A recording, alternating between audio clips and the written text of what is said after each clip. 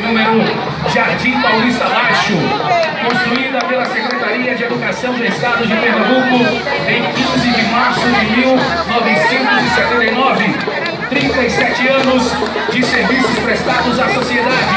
Oferece ensino fundamental, médio, EJA e travessia.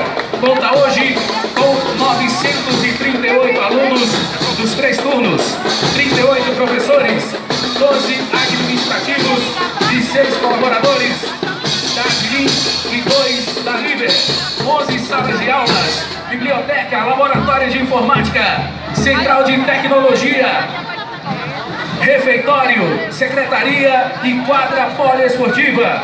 Vivenciamos projetos como África está em nós, cidadania o dia todo e todos os dias, física dinâmica no ensino médio, no Veneza Waterpark, leitura, essência do saber, dengue, preservação e ação e o projeto Meio Ambiente, Meu Ambiente.